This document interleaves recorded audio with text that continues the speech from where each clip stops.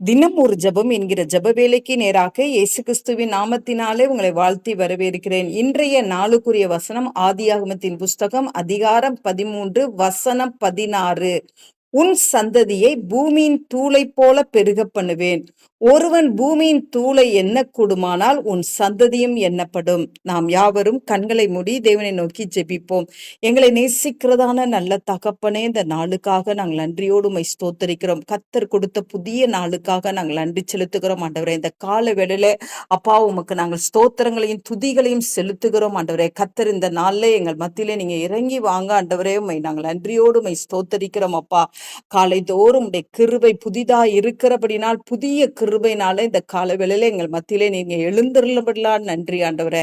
அப்பா உமக்கு ஸ்தோத்திரம் ஆண்டவரே. இந்த நாள்ல ஜெபிக்கிற ஒவ்வொரு பிள்ளைகளுடைய சந்ததியை கர்த்தர் ஆசீர்வதிக்கும்படியாய் கர்த்தர் இந்த நாள்ல நீர் இறங்கி வந்திருக்கிறபடினால் நன்றி அப்பா. ஆமாண்டவரே, என்னோடு கூட சேர்ந்து ஜெபிக்கிற உம்முடைய பிள்ளைகளுடைய பிள்ளைகளின் குடும்பங்கள் ஆசீர்வதிக்கப்படும்படியாய் ஜெபிக்கிறேன். அவர்களுக்குள்ளே சந்ததி உருவாகும்படியாய் நான் ஜெபிக்கிறேன் அப்பா. இயேசுவின் நாமத்தினாலே ஆண்டவரே, யார் யாருக்கெல்லாம் ஆண்டவரே கற்பத்தின் கனி தடைப்பட்டு இருக்கிறதோ அப்பா, அப்பா உமக்கு ஸ்தோத்திரம். கற்பத்தின் கனி கர்த்தரால் கிடைக்கும் சுதந்திரம் அல்லவா. உம்முடைய பிள்ளைகளுக்கு கற்பத்தின் கனியை கொடுத்து உம்முடைய பிள்ளைகளை ஆசீர்வதிக்கும்படியாய் ஜெபிக்கிறேன் அப்பா. ஆமாண்டவரே, உமக்கு நன்றி அப்பா.